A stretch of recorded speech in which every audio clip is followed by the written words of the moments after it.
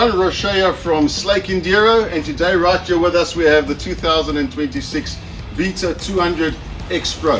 Why is it with us? Well, a big shout out to Beta South Africa for endorsing Slake Enduro for the 2026 year, and this is the bike that I'll be on, and I'm super excited about it. Now Beta obviously have a bunch of models in the different strokes, being 4 strokes and 2 strokes. We concentrate more on the 2 strokes, being a hard enduro and enduro entity. And within the 2-stroke, there's obviously the X Trainer, there's this 200, there's a 250 as well as a 300. But also there's an X Pro model, and then there's a race edition in the different models of these ranges. Now this one being an X Pro today, this is the bike I'll be riding for the year. And why on this one? I think the guys from Beta think that this will be something that's going to be a very comfortable ride. The type of stuff I do, I'm not a racer, I'm an amateur racer, not a professional racer. I mostly lay out and design trails and tracks. I do plenty of them in a year, and I put about 240 to 250 hours on a bike. And this one's going to be all about rideability and comfortability. So we'll go through it a little bit, not too much detail, more of an impression on the bike, and then we'll hit the trails and we'll see you out there. Now obviously, as you can see, it is a very good looking bike. Beautiful lines, beautiful colors, and it's just aesthetically really pleasing to the eye.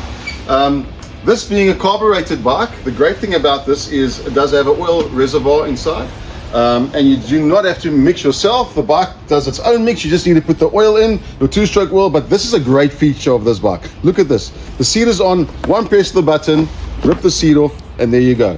Here's the oil reservoir. That's where you put your oil in, do any other checks that you need to.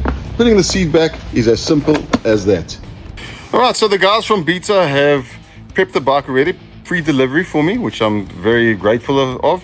They have obviously put some gummy tires on with soft mousses, kitted the bike out with some decent protection. And yeah, I'm going to be very excited to get on this bike soon.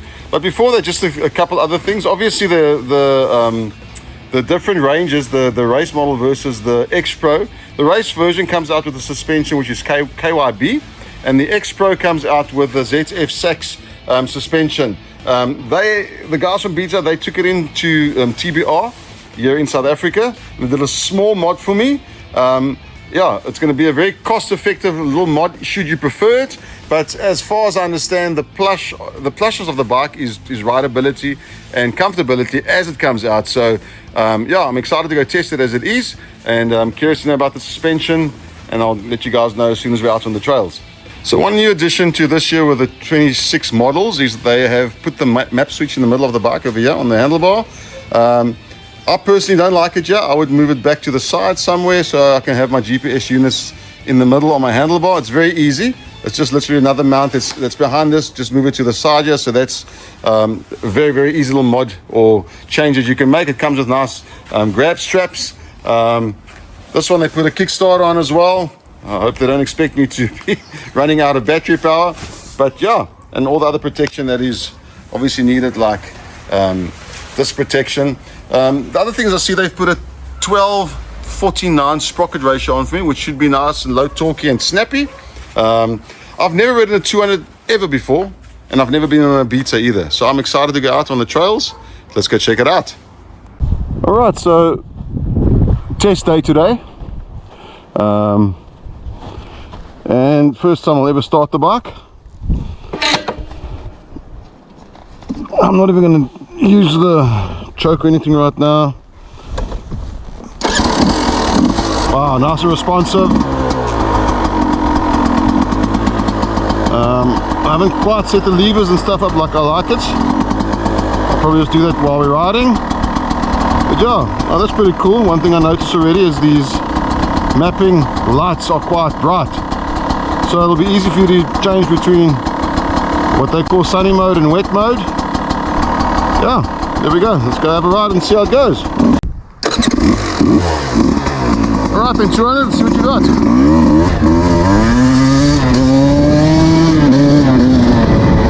Whoa, there's a little kicker here. Wow, very responsive.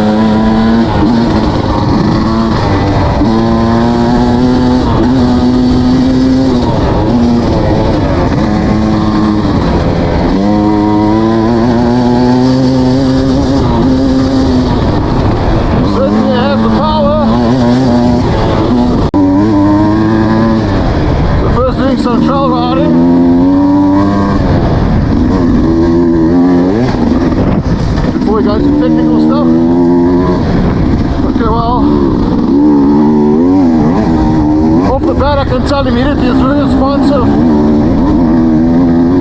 Certainly enough top endy vibes.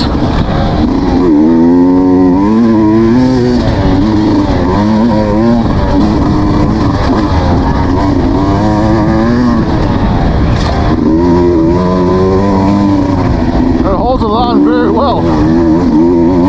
Alright, so decided to stop, just make a few little adjustments. I probably should have done this beforehand, but I didn't really adjust my levers the way I like them. So just going to do that. And also I'm also struggling with the back brake. I'm finding it too low for me. Yeah, that should do the trick. And yeah, also the gear lever, I think I'm going to change that a little bit quickly. Let's sort it out. Something I'm really noticing on the bikes, I'm like jogging sort of rhythm and tempo at the moment. The bike's in 6th gear. There's a little slip. It responds quite quickly. So, and it pulls very hard. I'm still in 6th gear. I've slacked down completely. Now I'm going to go to 5th. The reason I'm doing that is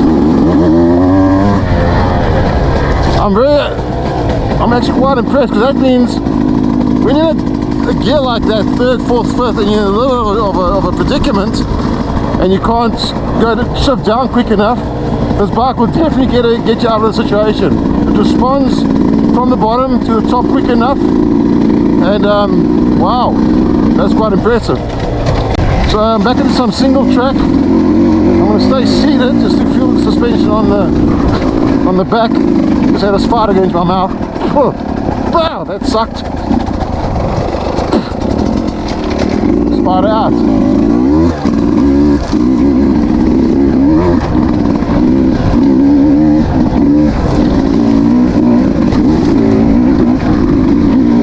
A bit of a kicker there.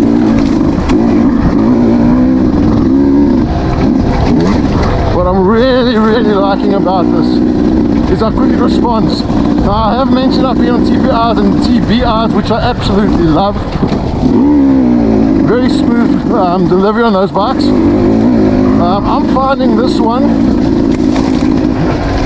snappier to get started, to get going. Suppose that is the carb. I don't know enough. But yeah, the suspension is not bugging me at all. Like I said, TPR did a very lightweight in terms of finance conversion for me, which I thought would help me a little bit on the sack suspension.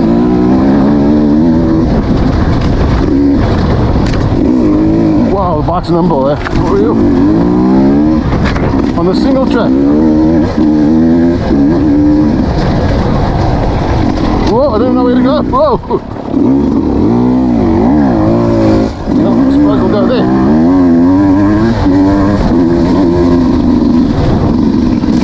Gotta say, I'm loving this.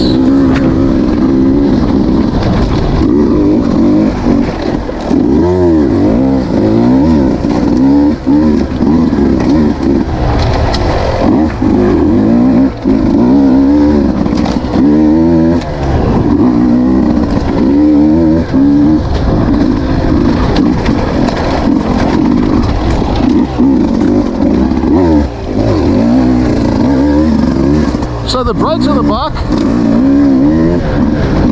listen, feels fantastic. Whoa, the hole, which I don't know, rather safe than sorry.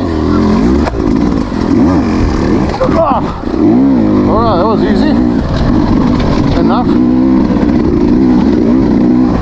Yeah, so I'm finding the brakes are great, responding very quick, blocking up when I need them to and not when I don't. So it's a very rutty area. Man, early morning, a lot of spiders.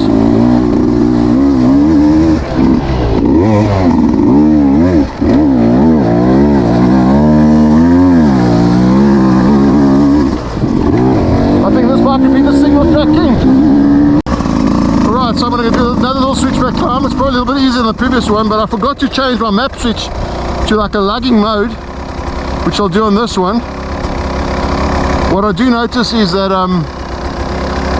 you can't switch it obviously across while the bike is off, which is not such a great thing, but because often you stop and decide on something, you have to switch the bike on first. And remember, I said that I'm going to move this switch either there or there somewhere, because I put my GPS is in front of me over here. So let's try the lug mode. It's the first time I ride it. I actually totally forgot about it. I can already feel the lug.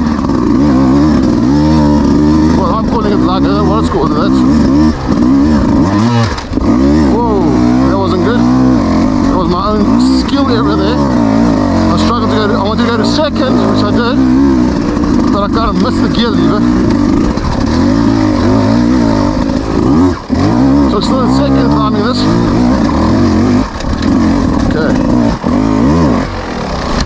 Yeah, that was easy. Oh. Rocky part, don't want to hurt the bike unnecessarily. Yeah, it's easy. Alright, so now I'm going to do another switchbacky climb.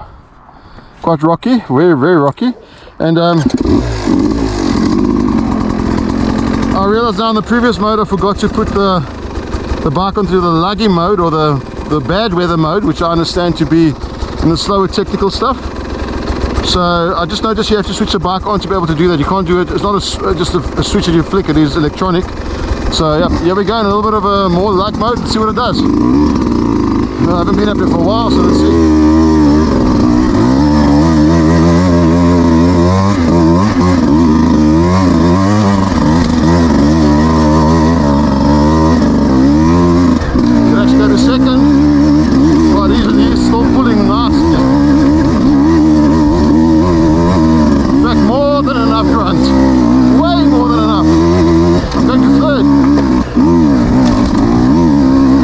Technical, more technical when you're in second. I'll stay in second for up here. Alright, so I'm going to stand still, stay in second gear, and see how it pulls from second.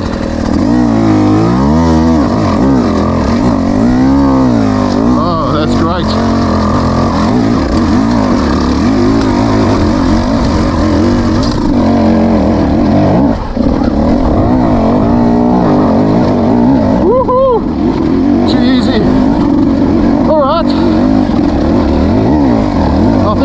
I would have been in second gear as well, getting really tight here. So I'm going to stop, switch off, let's go back to first, just feel the grunt. I'm going to go slow because I want to understand how it pulls. Oh no, it's easy. It's really playable in a low torque down. It doesn't stall easy, which I did expect, I must admit. Certainly is not nearly a 150. It kind of handles like a 150, but pulls like almost a 250, I would say. Something I'm really loving about this bike, and which is really important to me, is to be able to control that low end. And a good place to test that is in a slow wheelie. Hear that? It's not bogging out, it's not revving, over revving.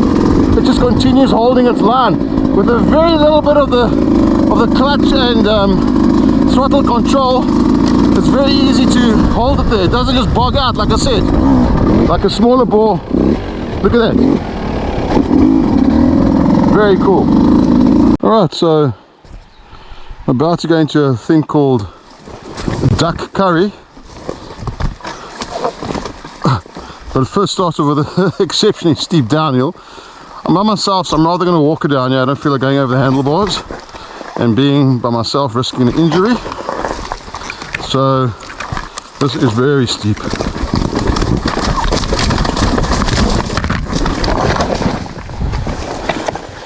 And that's what could happen if you get it all wrong.